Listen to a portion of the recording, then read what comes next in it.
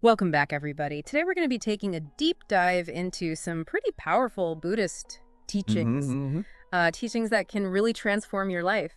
And we're exploring an excerpt called Transform Your Life Instantly with these 10 Buddhist teachings. Nice. And it's really amazing how relevant these ancient ideas still are, Yeah, to our modern lives. absolutely. It really is remarkable. Yeah. It's not just about, reading these teachings, Right. but really understanding how to apply them Yeah. to our everyday challenges. Absolutely. And the first one that really jumped out at me was this idea of obstacles as opportunities. Yeah. I mean, we all face challenges, right? Yeah, of course. But what if we could see those not as roadblocks, but as chances to learn and grow? Exactly. It's all about shifting our perspective. Yeah. Buddhism teaches that these difficulties, Yeah. they're not there to break us, Right. but to shape us. Yeah. Like a blacksmith forging a stronger sword in the fire. I like that. There's a great story in the source material about a farmer Okay. whose horse runs away, Oh, no. and everyone says, "Oh, what bad luck." Right. But the farmer replies, "Good luck, bad luck, who knows?" The horse actually returns Oh, with a whole herd of wild horses. wow. Again, everyone congratulates him on his good fortune, Yeah. but he simply says, "Good luck, bad luck, who knows?" He's like, I don't know what's going to happen. Exactly. And then his son breaks his leg trying to tame one of the Oh. wild horses. Oh, no. The neighbors offer their condolences, Right. but the farmer as always says, "Good luck, bad luck, who knows?" Wow. And as it turns out, because the son is injured, Yeah. he is spared from being drafted into the army, Oh, wow. which ends up going into a disastrous battle. Oh, my goodness. So That is, it's really about understanding that we Yeah. don't always know Right. what the future holds. we think we do.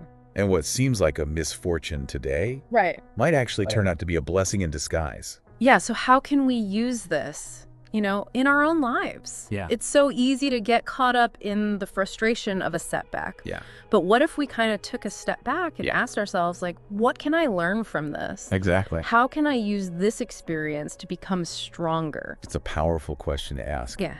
It shifts our focus from feeling like a victim to becoming empowered, Yes. to take control of the situation Yeah. and learn from it. Great.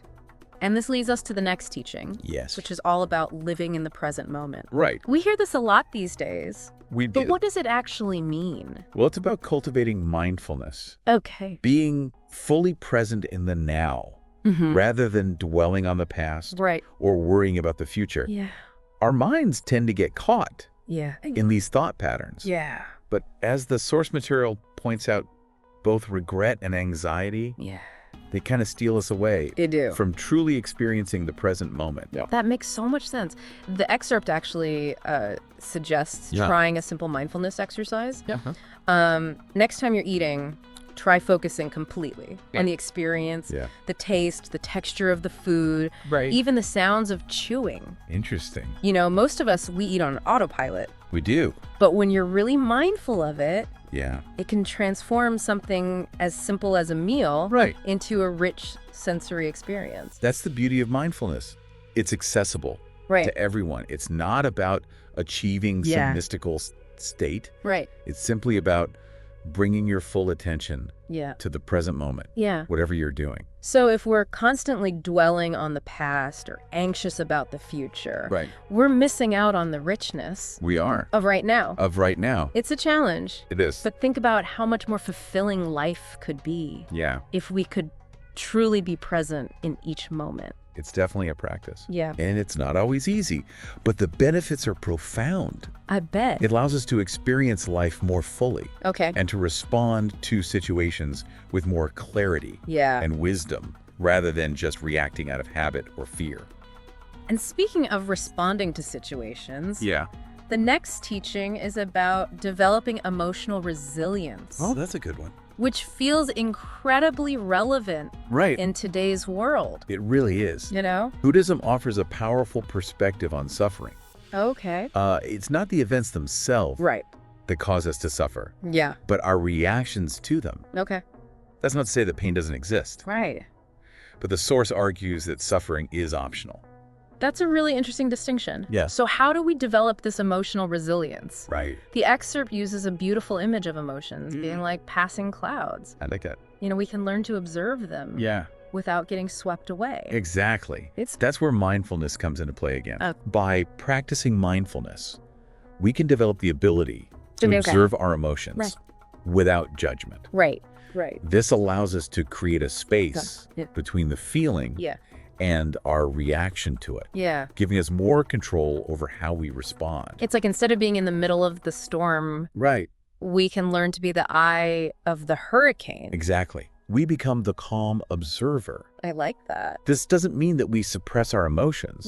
It's about recognizing them, acknowledging them, and allowing them to pass without letting them dictate our actions. I think that's a great takeaway for our listeners today. Yeah. How can you start to create that space between feeling and reaction? That's it. In your own life? What tools can you use to build your own emotional resilience? Journaling is a powerful tool. Okay.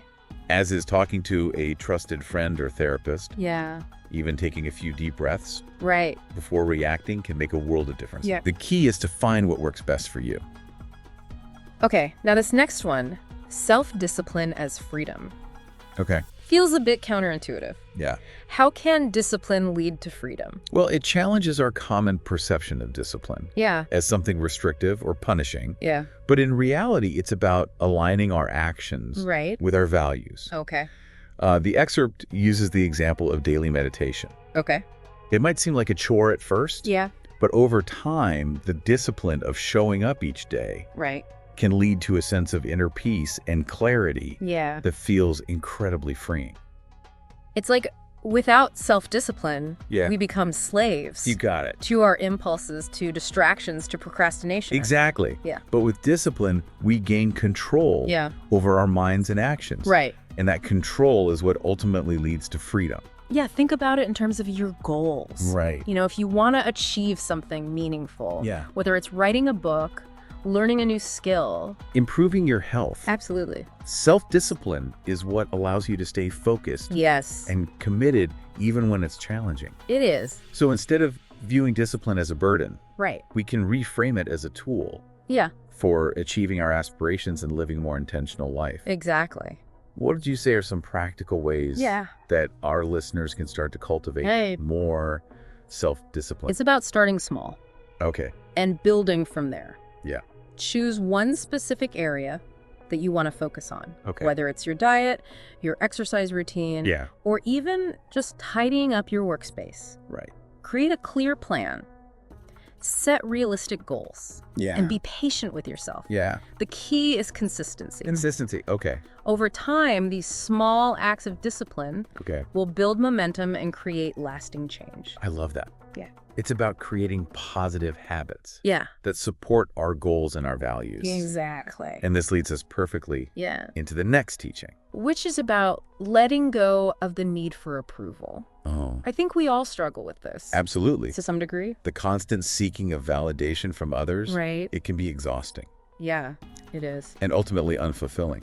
Right. Buddhism teaches that true self-worth comes from within, Yeah. not from external sources. I like how the excerpt puts it. Yeah, Stop worrying about what others think, live authentically.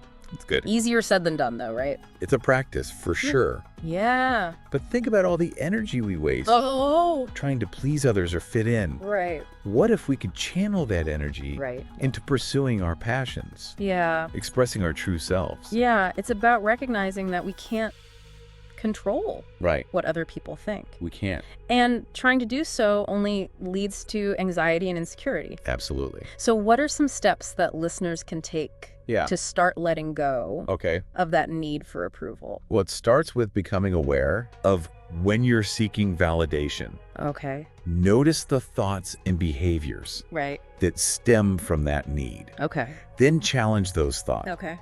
Ask yourself, is this truly important to me? Right. Or am I doing this because I'm afraid of what others will think? That's such a powerful question. It is. It helps us to discern between what genuinely matters to us and what we're doing simply to please others. You got it. And once we start to let go of that need for approval, we can begin to live more authentically and courageously. Exactly. It's about embracing our individuality and pursuing our passions without fear of judgment. Now, shifting gears a bit. Okay. Let's talk about building mental strength. Good one. In today's fast-paced world, it feels like we're constantly bombarded with information and distractions. How can we cultivate the mental resilience to stay focused and grounded amidst all the chaos? The source makes a great analogy. Oh, yeah. Just as we train our bodies for physical strength, we need to train our minds for mental resilience. Think of your mind as a muscle that needs to be exercised. You know? And just like with physical exercise, it takes consistent effort. It does. And dedication to build mental strength. Absolutely. So what are some practices that can help us strengthen this mind muscle? Meditation is a powerful tool for building mental strength. It helps us develop focused clarity and the ability to observe our thoughts without getting carried away by them. The excerpt also mentions the importance of spending time in nature. I love that. Which can be incredibly grounding and restorative. Yeah, and I think it's also about being mindful of the information we consume. Yes. You know, with social media and the 24/7 news cycle. I know. It's easy to get caught up in negativity and fear. So being selective about what we allow into our minds can have a huge impact on our mental well-being. Absolutely. It's about creating a mental diet. I like that. That nourishes and supports us. Rather than depleting us. Okay, well, we are going to take a quick break. But when we come back, we'll be diving into some even deeper concepts like impermanence, non-attachment, and the importance of cultivating gratitude. I like it. So don't go anywhere. Okay, so we're back. And ready to continue our deep dive into these transformative Buddhist teachings. Absolutely. We've already covered some pretty powerful concepts, like reframing obstacles as opportunities, the importance of living in the present moment, and building emotional resilience. Now, I'm really intrigued by this next one, embracing impermanence. It's a core Buddhist teaching, but it can be a tough one to really grasp. It's definitely a profound concept. And it challenges our natural inclination to cling to things as if they'll last forever. But the reality is that everything is in constant flux. Everything's changing. Everything is changing. The source material emphasizes that clinging to this illusion of permanence is a major source of suffering. So how do we embrace impermanence without feeling like everything is meaningless or fleeting? It's not about denying the reality of change, but rather about recognizing its beauty and inevitability. Think about the changing seasons. Each season has its own unique beauty. And we appreciate them all the more. Because we know they won't last forever. That's a great analogy. And it reminds me of that famous quote. This too shall pass. You know, it applies to both good times and bad times. It does. Knowing that nothing lasts forever can actually be a source of comfort and strength. When we embrace impermanence. We can fully savor the present moment without clinging to it or fearing its passing. We can appreciate the beauty of each experience, knowing that it's a fleeting gift. This actually connects really well with the next teaching. Letting go of attachment. You know, if everything is impermanent, then why hold on so tightly? That's the heart of it. Buddhism teaches that attachment. Whether it's to possessions, people, or even ideas, is a root cause of suffering. When we cling to things, we create expectations and conditions for our happiness. The Source argues that true love and joy are found in non-attachment. In experiencing without needing to possess or control. I think this is where a lot of people get confused. You know, non-attachment isn't about pushing people away or becoming emotionless. It's about loving freely without that fear of loss. You've hit the nail on the head. Non-attachment is about cultivating a sense of inner freedom. Okay. Recognizing that true happiness comes from within. Right. Not from external things or circumstances. So it's about accepting that we can't control everything. We can't. And everyone in our lives. Right. And that's okay. And that's okay. Surrendering to that truth can actually be incredibly liberating. It allows us to experience life with more openness, acceptance, and joy. Yeah. It frees us from the constant worry and anxiety that comes with clinging to things that are ultimately impermanent. So how can listeners start to practice letting go of attachment? Good question. What are some concrete steps they could take? Start by noticing where you're clinging. Okay. To possessions, relationships, outcomes, even to your own beliefs and opinions. Then gently question that attachment. Okay. Ask yourself, is this serving me? Is this bringing me peace and happiness? Right. Or is it causing me stress and anxiety?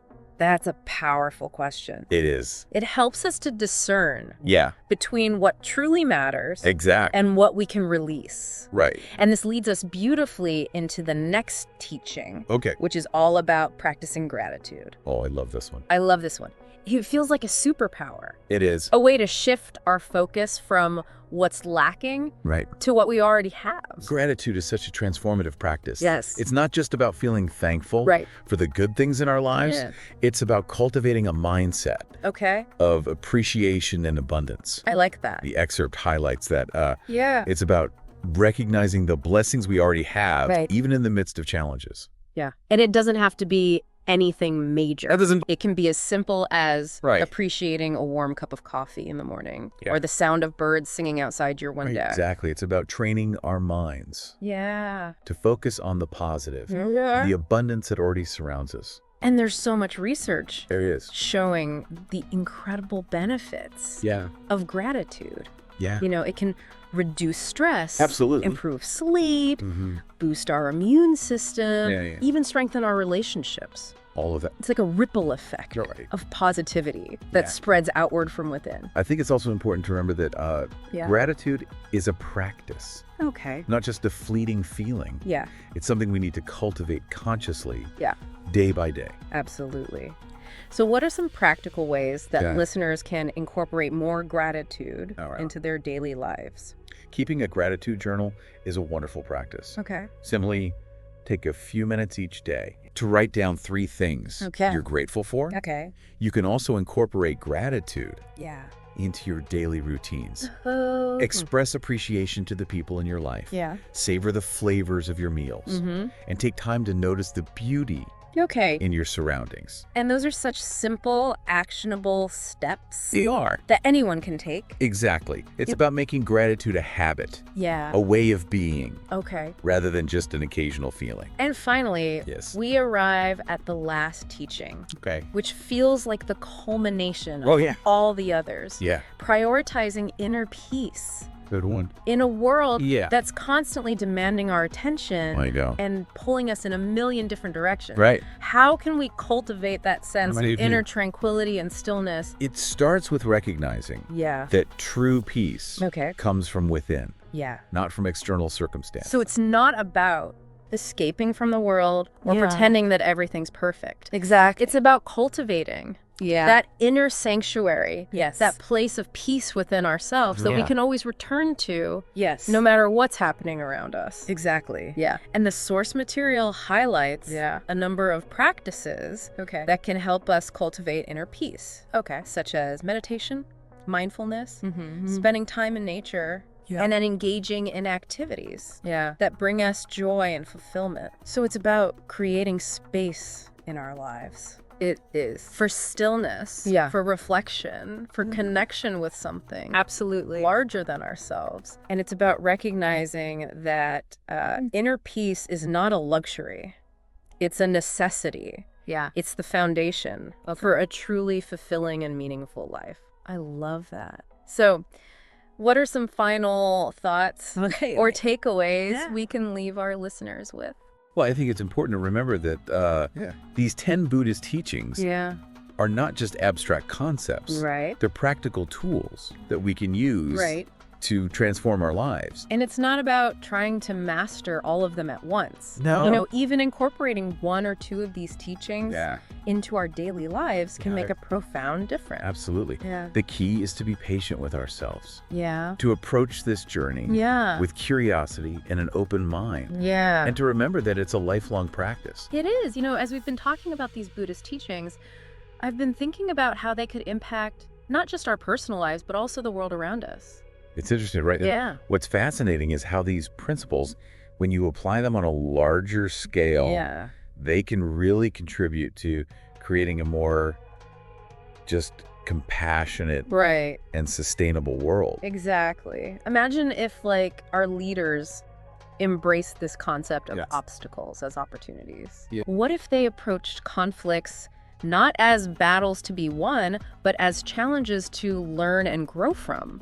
It's a powerful thought. Yeah. What if businesses prioritized ethical practices and sustainability? Right. Recognizing the interconnectedness of all things. Yeah. Just as these Buddhist teachings emphasize. It's like that saying, a rising tide lifts all boats. Yeah. When we focus on the well-being of the whole, the individual parts naturally benefit as well. Precisely. Yeah. And think about the potential for peace building. Yeah. If we all practiced letting go of attachment and embracing impermanence. Right. It could revolutionize the way we approach conflict resolution. Yeah. Both on a personal level and a global level. It's about moving away from that us versus them mentality. Right. And recognizing our shared humanity. We're all in this together. Yeah. Facing the same challenges. Right. Striving for the same basic things. Yeah. Happiness, peace, and well-being. Those are powerful insights. They are. These ancient wisdom teachings really do hold the potential. They do. For a more enlightened future. Absolutely.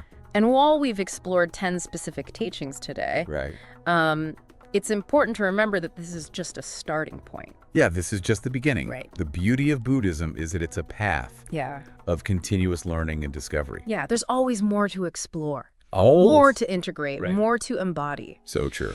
So as we wrap up this deep dive, I want to leave our listeners with a final thought. Okay. To ponder. I like it. Imagine a world where everyone lived by these principles. Wow.